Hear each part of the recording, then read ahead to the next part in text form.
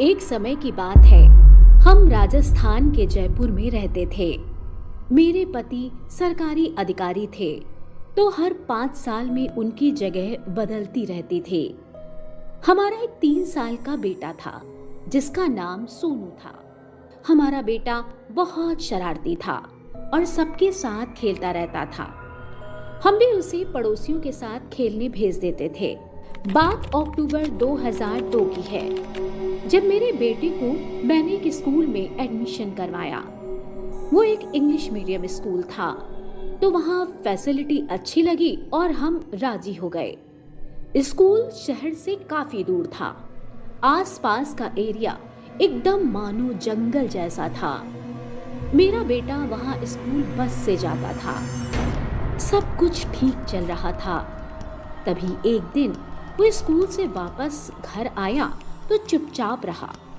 दिन भर किसी से बात नहीं की, मानो किसी से गुस्सा हो। फिर रात को वो सो रहा था, अचानक उठ गया और रोने लगा, डरने लगा और उसके पापा को बोलता है, पापा देखो, सामने खिड़की में कोई औरत बैठी है, वो बुर्के में है। मेरा बेटा बहुत जोर जोर से रोने लगा और मुझे एकदम कस के पकड़ लिया। हमें लगा कि शायद स्कूल आते जाते वक्त कुछ देख लिया होगा। फिर कुछ देर बाद सोनू शांत हुआ और सो गया। हम भी उस बात को भुला बैठे थे।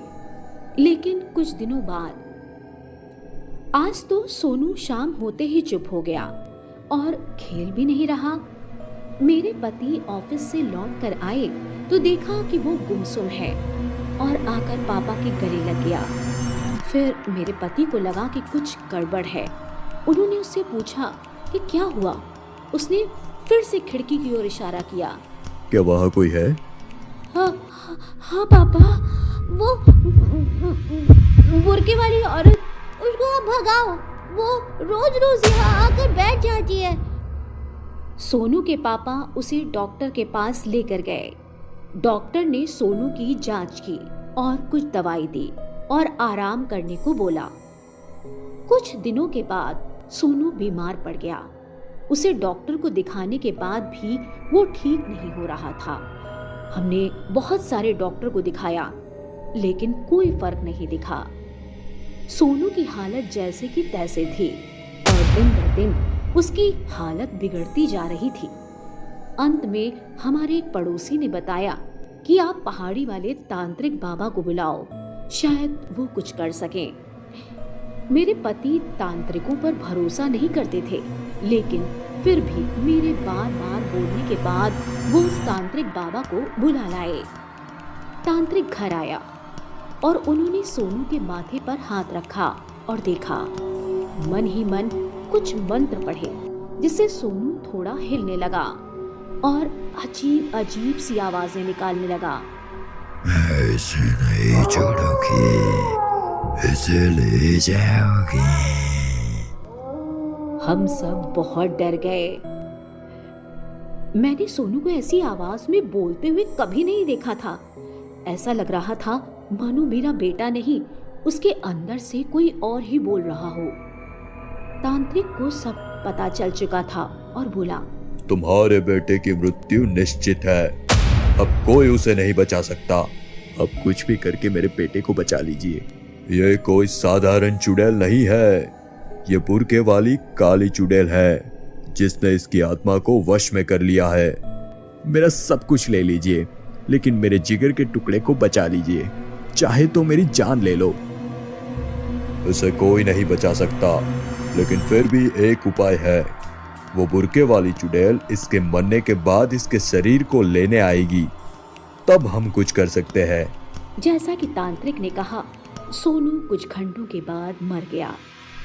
हमारे परिवार ने उसे शमशान के यहाँ दफन कर दिया। शाम का समय था। उस दिन काफी अंधेरा था। हम सब वही इंतजार करने लगे कि शायद तांत्रिक बाबा की बात सच हो।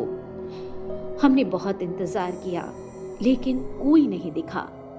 लेकिन जैसे ही रात के 12 बजे एक काली परछाई सभी को आती हुई दिखाई दी और सोनू की कब्र के ऊपर आकर उसने अपने हाथों से मिट्टी खोदना शुरू कर दिया। वो चुड़ैल बहुत भयानक थी और उसके हाथ मशीन की तरह खोद रहे थे। थोड़ी ही देर में उसने 6 फीट गड्ढा खोदकर सोनू को बाहर निकाला और आसमान से बिजली कड़कने लगी। चुड़ैल ने अपनी छड़ी से कुछ जादू किया और सोनू को जिंदा कर दिया। अब सोनू अपने पैरों पर खड़ा था। ये सारा नजारा हम सब छुप कर देख रहे थे। जैसे ही सोनू खड़ा हुआ, हम सब चुड़ैल की तरफ डंडे लेकर भागे। हमें आता देख चुड़ैल हवा में उड़ी और गायब हो गई। हम सब ने सोनू को देखा। अब वो बिल्कुल ठीक था और हम उसे घर ले आए। बाद में हमने वो स्कूल और शहर भी छोड़ दिया क्योंकि हमने वहां अपना बेटा खोते खोते बचे थे। हम दूसरे शहर आ गए और फिर से जिंदगी की नई शुरुआत की।